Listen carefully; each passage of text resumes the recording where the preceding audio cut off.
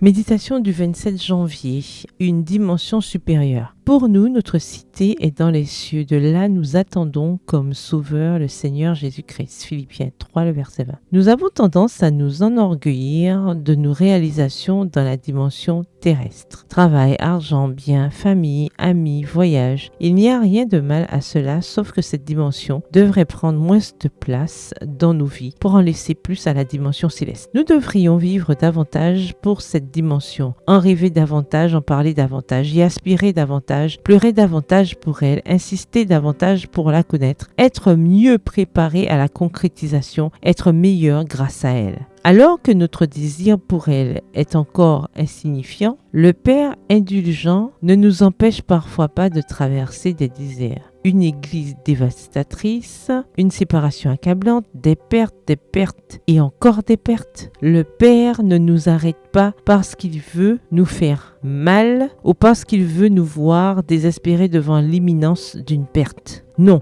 il veut que nous ressentions la douleur et la gravité éternelle de nos priorités erronées, afin que nous puissions faire demi-tour et changer ses priorités, pendant qu'il en est encore temps. La Bible est pleine d'exemples d'enfants de Dieu qui, dans des moments de désespoir et d'incertitude, ont reçu le message, l'encouragement et la réaffirmation de nos bonnes promesses, en orientant leur regard vers la dimension céleste. Anne, lorsqu'elle réclamait Jean-Baptiste, Jacob lorsqu'il fuyait son frère Ésaü, Job face au malheur et tant d'autres. Nous pouvons garder devant nous deux grandes raisons pour lesquelles nous ne pouvons qu'insister sur la nécessité d'être reconnaissante envers Dieu. L'espoir de la résurrection si nous perdons nos proches et la certitude que derrière tout cela se trouve un Dieu omnipotent, omniprésent et omniscient qui s'engage à nous enseigner ce qui compte vraiment et à nous conduire à la vérité. Ces raisons apportent un changement surprenant à notre routine, quoi qu'il arrive. Faire du ciel notre priorité est la meilleure chose que nous puissions faire, peu importe ce que nous devons traverser pour y arriver. C'est la dimension qui compte vraiment. Comme l'a écrit Ellen White,